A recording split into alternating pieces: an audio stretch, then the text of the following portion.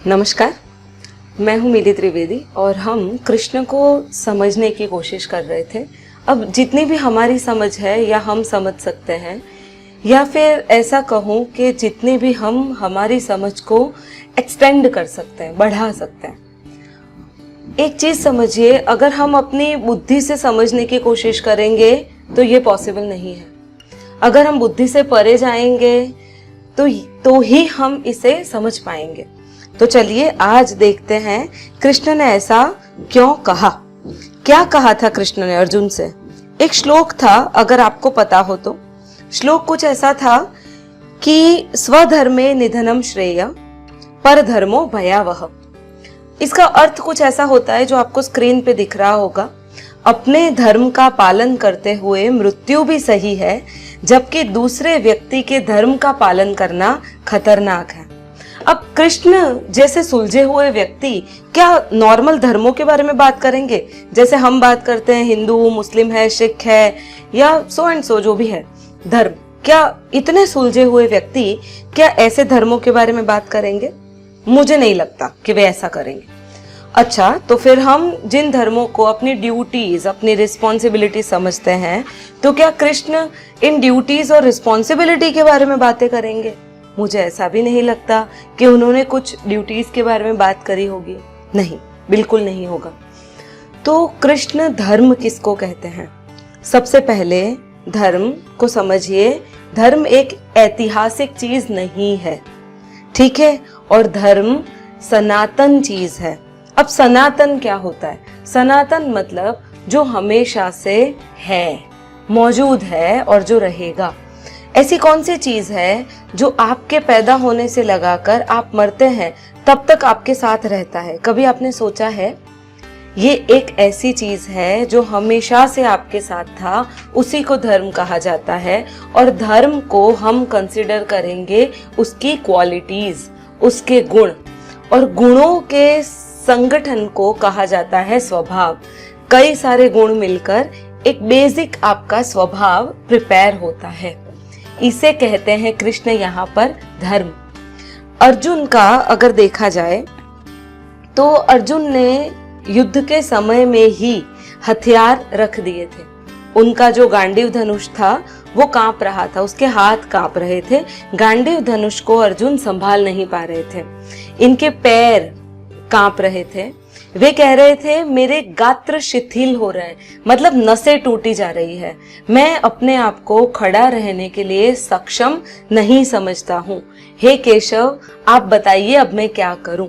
और वे बार बार कहते थे कि मुझे अब यहाँ से संन्यास लेना है, मैं किसी को भी मारना नहीं चाहता हूँ।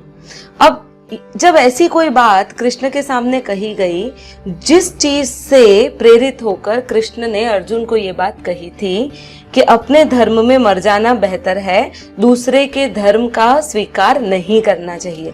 अब कृष्ण यहाँ पर धर्म किस चीज को कहते हैं?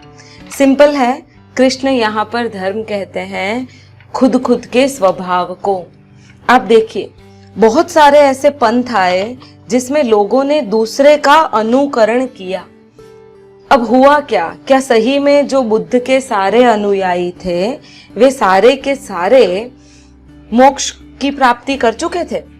मुझे तो नहीं लगता, क्योंकि जो भी व्यक्ति किसी और के रास्ते चलने की कोशिश करता है, आप देखिए वो एक तरह से क्या करता है, वो एक तरह से दूसरे के जैकेट में अपने आप को फिट कर रहा है। मतलब वो दूसरे के कपड़े खुद पहन रहा है, दूसरे के स्वभाव का अनुसरण करता है, दूसरे की चीजों का। अब आप देखिए आजकल के समय में तो यही हो गया है। अगर बातें की जाए तो हम जैसे कपड़े पहनते हैं, जिसे हम फैशन कहते हैं, वो फैशन है क्या ओरिजिनली? जो कुछ सेलिब्रिटीज ने, और सेलिब्रिटीज भी हम किसे कहते हैं? लीडर्स हम किसे कहते हैं? लीडर्स और सेलिब्रिटीज हम कहते हैं जो सिनेमा में नाचते गाते हैं। और उनको देखकर हम अपने आप को गोरा बनाने की कोशिश करते हैं, हम अपने आप को सुंदर दिखाने की कोशिश करते हैं, हम उनके जैसे कपड़े पहनते हैं, मतलब हम कॉपी करते हैं।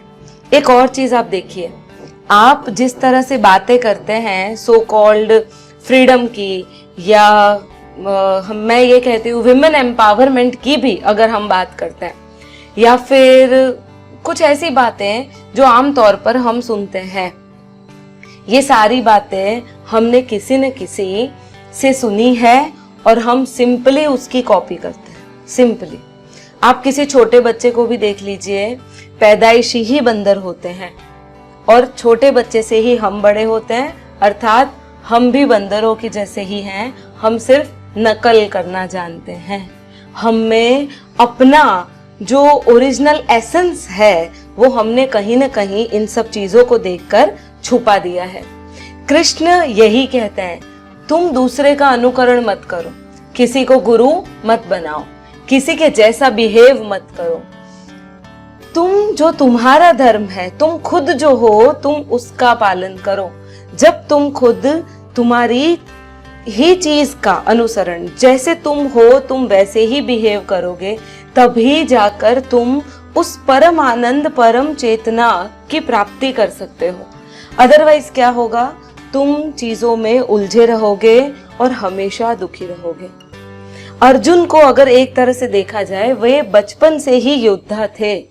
अगर बचपन से कोई व्यक्ति योद्धा है और उम्र के किसी पड़ाव में आकर वो ये बोल देता है कि मुझे युद्ध नहीं करना है, तो ये गलत होती बात।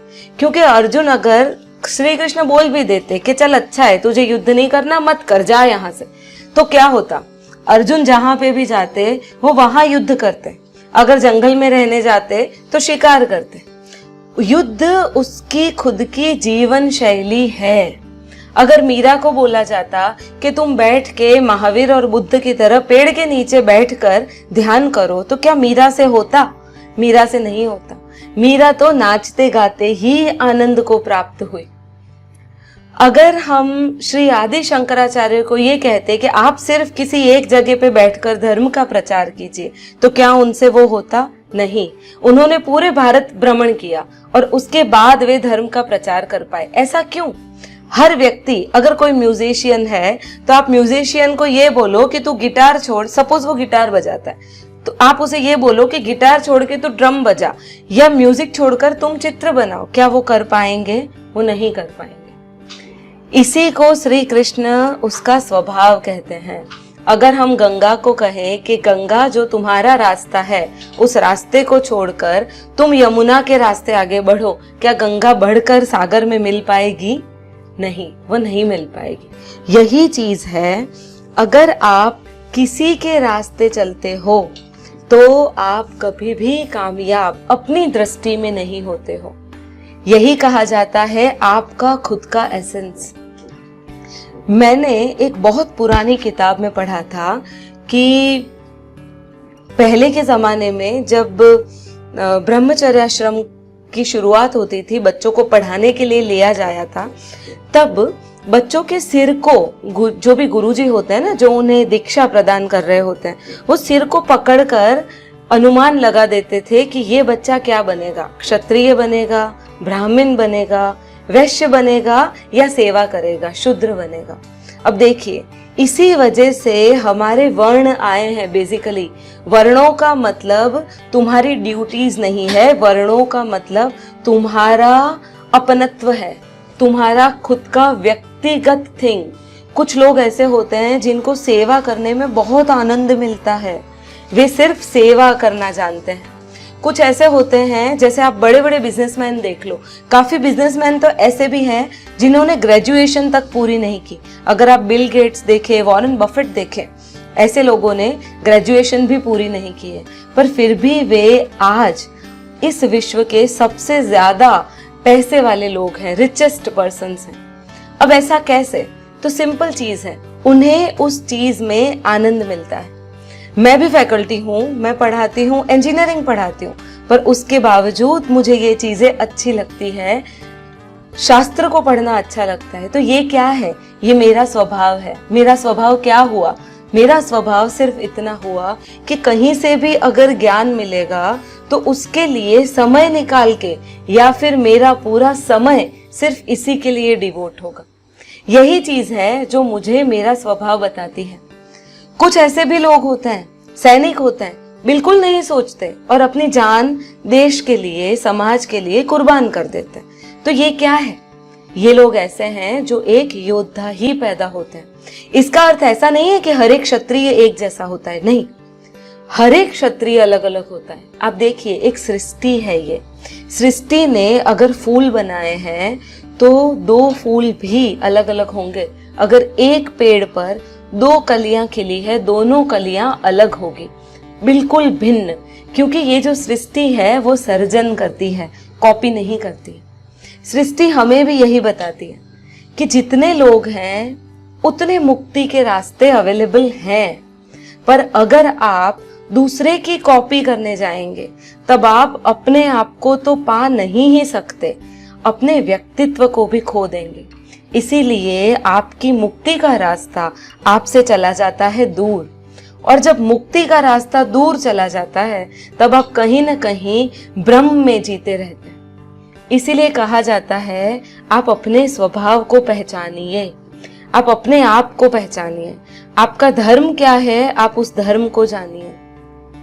ऐसी कौन सी चीज है जिसे करने से आप अंदर से चेतना को महसूस करते हैं, आप आनंद मग्न हो जाते हैं? ऐसी कौन सी चीज है जो पाने के लिए आप पैदा हुए हो, या फिर जो करने के लिए आप पैदा हुए हो? धर्म का सीधा सीधा मतलब होता है निजता, आपका स्वभाव, आप कैसे हैं। आप जैसे भी हैं आप उसी को फॉलो कीजिए, तभी आप उस परम आनंद को पाएंगे। देखिए, ये सृष्टि कभी भी कोई भी चीज रिपीट नहीं करती है। अगर आप सोचे कि राम वापस पैदा होंगे तो मुश्किल है। आप सोचे कि कृष्ण फिर से पैदा होंगे, मुश्किल है। जीसस, बुद्ध, गुरु नानक या फिर महावीर कभी फिर से पैदा हो, हम ऐसा सोचे तो मुश्किल है। आप और मैं भी अगर फिर पैदा हो, ये सोचना भी मुश्किल है। ये क्यों मुश्किल है? इसका अर्थ ऐसा नहीं है कि पुनर्जन्म नहीं होता, नहीं, इसका अर्थ ऐसा है सृष्टि ने हर एक चीज को कुछ न कुछ बदलाव के साथ यहाँ इस प्रकृति में भेजा है। तो अगर राम के बाद कृष्ण अवतार हुआ तो पूरी तरह से अलग थे वे, पूरी तरह से अलग, इनकी कोई कंपैरिजन नहीं हो सकती है। बिल्कुल उसी तरह से अगर आप और मैं भी आगे कभी पैदा होंगे तो हम भी पूरी तरह से अलग होंगे। जो हम इस जन्म में सीखे हैं हम उसे साथ लेके जाएंगे। पर सवाल यही आता है, कृष्ण ने क्यों कहा कि अपना ही धर्म श्रेष्ठ है, दूसरे का नहीं? सीधा सा मतलब है, आप अपनी तरह से जो चीज करोगे आप उसमें डूब जाओगे, और जब आप उसमें डूबोगे तब आप अपने आप को पाओगे, और तब आपको लगेगा कि आप क्या हैं। कृष्ण ने तो ये भी कहा है, कभी किसी को गुरु मत बनाओ, आप ही स्वयं खुद के गुरु हो, कोई आपको नहीं जान पाएगा सिवाय आपके। तो आप इस चीज को जानो, इस चीज को महसूस करो और समझो। धर्म का मतलब ड्यूटीज नहीं है, धर्म का मतलब हिंदू, मुस्लिम, सिख, ईसाई नहीं है। धर्म का मतलब आपकी अपनी निजता है, आप क्या है वही आपका धर्म है। अगर अर्जुन युद्ध नहीं लड़ता तो वो अंदर ही अंदर खोखला हो जाता, वो अपने आप को कहीं ना कहीं खो देता। अगर मैं ये चीजें नहीं पढ़ती, अगर मैं शास्त्रों को नहीं पढ़ती तो मैं भी अपने आप को खो देती। आप ढूंढिए आप क्या है, और आप अपने आप को जब पा लेंगे तब एक ऐसी नदी बन जाएंगे जो बंधे रास्तों पे नहीं, खुले मैदानों में चलती है।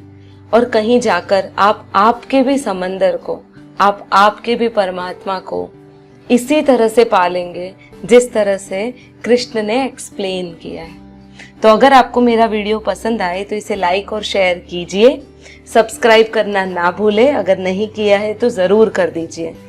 इसी के साथ मैं एक और बात बताती हूँ, मैंने ईशावास्य उपनिषद को भी इतने ही डिटेल में एक्सप्लेन किया है। अगर आपको मेरे ये वीडियोस पसंद आते हैं तो ईशावास्य को भी जरूर सुनिए।